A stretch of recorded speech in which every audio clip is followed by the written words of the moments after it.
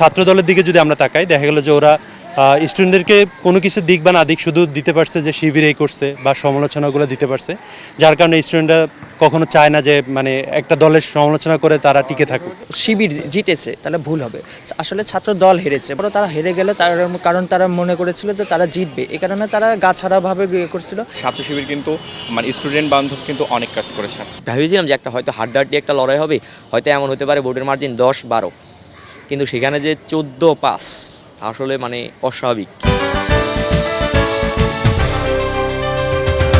ঢাকা বিশ্ববিদ্যালয়ের ডাকসু নির্বাচনে শিবির সমর্থিত প্যানেলের কাছে বড় ব্যবধানে হেরেছে ছাত্রদল সমর্থিত প্যানেল।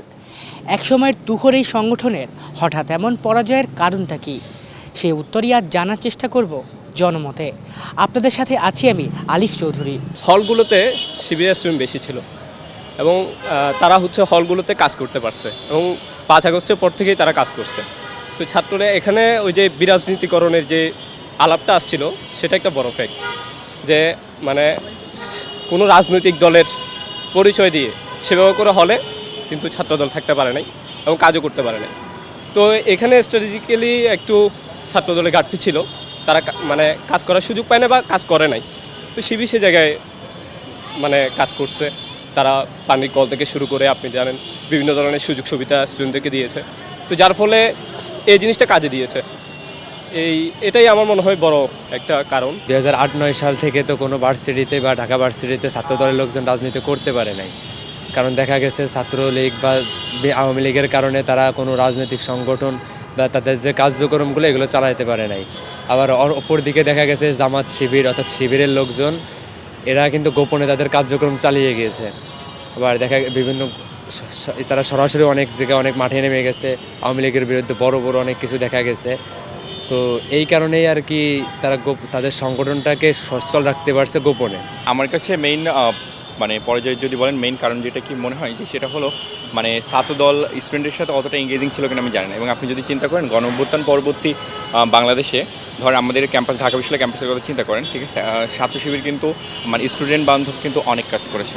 আপনি যদি চিন্তা করেন এটা সব জায়গায় আসছে, অন্যান্য এমনকি বিএনপি নেতা থেকে শুরু করে অনেকেই বলছে, যেমন ধরেন গরমকাল যখন হয়েছিল তখন হল ভিত্তিক বিভিন্ন ধরনের ফিল্টার থেকে শুরু করে তারা কিন্তু অনেক কিছুই প্রোভাইড করছে, যেটা অ্যাকচুয়ালি স্টুডেন্ট এটা খুব ভালোভাবে নিয়েছে। আপনি যদি চিন্তা করেন হলে হলে তারা কিন্তু গ্রন্থাগার থেকে শুরু করে আরও এরকম পজিটিভ কিছু কাজ করছে, ঠিক আছে। আবিদুল ইসলাম ভাই উনি একটা কথা বলছিল যে আমি সবার কাছে বসেছি কিন্তু সবাই হৃদয়ে পৌঁছাতে পারিনি, তা আসলে তার ব্যক্তি ব্যর্থতা। কিন্তু আপনি যদি আবার এই আবিদ ভাইয়ের 5ই আগস্ট বলেন বা ফ্যাসিস্ট বিরোধী যে আন্দোলন, অনেক ভূমিকা এখানে কিন্তু আপনি সাদেক কাইম হচ্ছে আপনি সামনের সারিতে তাকে রাখতে পারবেন, কিন্তু ওই যে তাদের সারা দেশের যে একটা ইম্প্যাক্টটা ছিল তাই আসলে প্রতিফলিত হয়েছিল।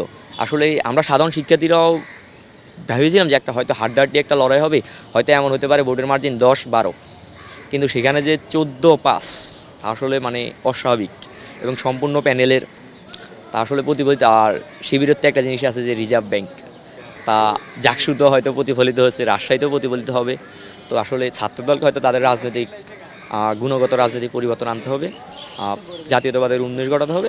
ইলেকশনটা হয়েছে, সো এখানে আমার মনে হয় যে ছাত্রদল যদি পরাজয় বলি তাহলে দেখা যায় যে ওরা স্টুডেন্টের পালসটা বুঝতে পারে নাই। সো এই ক্ষেত্রে দেখা গেলো যে শিবির এই ক্ষেত্রে অনেকটুকু এগিয়ে। শিবির বুঝতে পারছে যে একটা স্টুডেন্ট কী চায় বা স্টুডেন্টদের সাথে তাল মিলিয়ে ওরা স্টুডেন্টদের সাথে কথা বলে গেছে, যার কারণে ওরা ছাত্রদের মানে পালসটুকু বুঝে ওইভাবে কাজ করে গেছে। এছাড়া দেখা যায় যে আমরা যদি প্রত্যেকটা হলে দেখি ওরা বিশুদ্ধ পানির ফিল্টারের ব্যবস্থা করছে। সো স্টুডেন্ট এটাই চায়। এছাড়া হলে দেখা গেলো যে ওরা খাবার নিয়ে কথা বলছে, অনেক সময় দেখা গেলো যে নিরাপদ ক্যাম্পাস নিয়ে কথা বলছে। তারপর হলো বহিরাগতরা যখন ক্যাম্পাসে এসে ভিড় জমায় একটা নিরাপদ ক্যাম্পাসের জন্য ওরা কথা বলছে। তো দেখা গেলো যে ওরা স্টুডেন্টের পালস বুঝেছে এবং অনুযায়ী তারা কথা বলছে বলেই স্টুডেন্টের সমর্থন তারা পেয়েছে। অন্যদিকে ছাত্রদলের দিকে যদি আমরা তাকাই দেখা গেলো যে ওরা স্টুডেন্টদেরকে কোনো কিছু দিক বা না দিক শুধু দিতে পারছে যে শিবির এই করছে বা সমালোচনাগুলো দিতে পারছে, যার কারণে স্টুডেন্টরা কখনো চায় না যে মানে একটা দলের সমালোচনা করে তারা টিকে থাকুক। তো যার কারণে ছাত্রদল আমি মনে করি যে এই দিক দিয়ে পিছিয়ে আছে। ওরা শুধু মানে ছাত্রদেরকে শুধু সমালোচনা ছাড়া এছাড়া আর কিছু দিতে পারে না, যার কারণে শিবির ডাকসু জয়যুক্ত হয়েছে। মনে হয় না যে হচ্ছে 2008-9 থেকে মানে আওয়ামী লীগের সময় থেকে এই পর্যন্ত বা 5 আগস্টের আগ পর্যন্ত ছাত্রদল যেমন ক্যাম্পাসে তেমন রাজনীতি করতে পারেনি, কিন্তু শিবির কিন্তু যেভাবেই হোক গুপ্ত হোক বা প্রকাশ্যে হোক তারা কিন্তু তাদের কার্যক্রমটা চালিয়ে গেছে। এটাও কি একটা প্রভাব ফেলেছে না? এখন আলটিমেটলি সবার উদ্দেশ্য হলো রাজনীতি করা। এখন আপনি যদি প্রকাশ্যে রাজনীতি করতে যেয়ে যদি দেখেন যে রাজনীতি করা হচ্ছে না, তো সেক্ষেত্রে আমি মনে করি যে গুপ্ত থাকাটাই ভালো আর কি। তো শিবির জিতেছে তাহলে ভুল হবে, আসলে ছাত্র দল হেরেছে বলা যায়।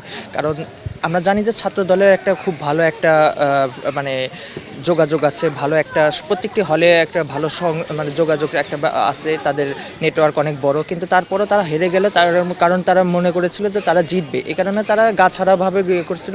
যেখানে একদিকে হচ্ছিল ছাত্র শিবিরের ছাত্রদের উন্নয়নে কাজকর্ম করছিল, বিভিন্ন হলে ফিল্টার স্থাপন করছিল, বিভিন্ন ভালো কাজ করছিল, মেয়েদের হলে মানে প্যাড স্থাপন মানে প্যাডের যে ভেন্ডিং মেশিন সেগুলো স্থাপন করছিল। অন্যদিকে ছাত্রদল করছিল অন্য কাজ, যেমন তারা হাকিম চত্বরে বসে হচ্ছিল আলাপ আলোচনা করছিল, এসবে হচ্ছিল তারা সময় নষ্ট করছিল। একটা কথা বলতে চাই যে আমি নিজেও একজন ছাত্র দলের কর্মী, তারপর আমি বলতে চাই যে ছাত্র দলের এখানে অনেক অনেক ভুল আছে। তার উপর আবার বলতে চাই যে 5 আগস্টের পর থেকে ছাত্র শিবির যেমন হচ্ছিল ঠিক করে রাখছে যে সাদেক কায়েম এবং অন্যদেরকে হচ্ছিল তারা করবে, মনোনয়ন দিবে, কিন্তু আমরা ছাত্র দলের রেটে যে কিন্তু সেরকম ছিল না। সে সিদ্ধান্তটা মানে খুব কমে আসছে, যে কারণে মানে আবিদ ভাইয়ের বাকিদের প্রচারণার সময়টা খুবই কম পেয়েছে।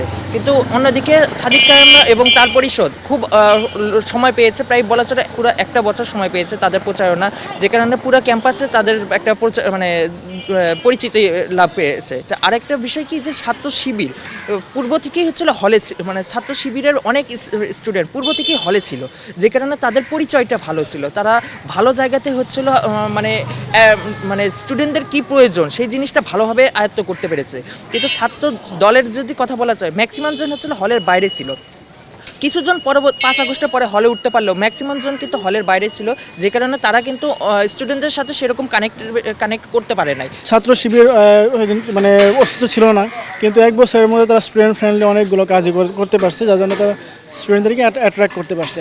কিন্তু ইতিমধ্যে হচ্ছে তাদের অন্যতম একটা কারণ হতে পারে যে বিএনপির যে সিনিয়র যে যারা আছেন রাজনীতিবিদ, তাদের বিভিন্ন কথাবার্তার জন্য এই স্টুডেন্টদের যে মানে করছে, তাদের ছাত্র শিবিরের দিকে অ্যাট্রাক্ট করে ফেলছে। কারণ তারা সবসময় বলছে রাজাকার রাজাকার। অ্যাকচুয়ালি আমরা স্বাধীনতা 54 বছর পরে এখন আমরা রাজাকার কেউ নেই, যারা করছে তারা আগেই করছে, কিন্তু বর্তমানে আমরা কেউ এখানে ইনভলভ না।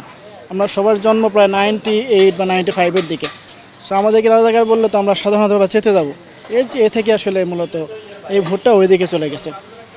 আর তাছাড়া হচ্ছে আমাদের বিকল্প তো ওভাবে নাই, যার জন্য একজন মানুষ উগ্রবাদী কাউকে না পেয়ে একটু যারা মডেস্ট, যারা স্মার্ট, তাদের দিকেই মানে ভিড়ছে, তাদের দরজা ভিড়ছে, যার জন্যই বলা যায় যে মোস্ট ভোটগুলো শিবিরের কাতারে গেছে আর কি। পরাজয়ের কারণ হচ্ছে কি, এখানে মাল্টি ডাইমেনশনাল থাকে। একে তো হইলো মানে আপনার ইলেকশন ইঞ্জিনিয়ারিং যেটা বলি সেটি তো হয়েছে, পাশাপাশি একটা সাইবার মব হয়েছে। সাইবার মবটা হচ্ছে এই কারণে, আপনি দেখবেন সকাল 10টার সময় যখন ভোটাররা ভোট দিতে আসছে, তখন আবিদের নামে মব সৃষ্টি হয়েছে ভিপি ক্যান্ডিডেট, যে উনি নাকি আচরণবিধি ভঙ্গ করছেন। তো আচরণবিধি যদি ভঙ্গ করে দেন, মানুষজন স্বাভাবিক শিক্ষার্থী, এদের মাঝে মব সৃষ্টি হয়েছে যে উনি আচরণবিধি ভঙ্গ করছেন, মানে পরবর্তীতে কি একটা সিচুয়েশন হবে, এই ধরনের সাইবার মপের শিকার হয়েছেন ছাত্রদল প্যানেল সমর্থিত ভিপি পদপ্রার্থী আবিদ সহ বাকিরা। এই ধরনের মব অনাকাঙ্ক্ষিত। দর্শক, এই ছিল আজকের জনমতে। আবার দেখা হবে আগামী কোনো এক পর্বে অন্য কোনো এক প্রসঙ্গ নিয়ে। ততদিনে ভালো থাকুন, সুস্থ থাকুন, আর বাংলা ভিশনের সাথেই থাকুন।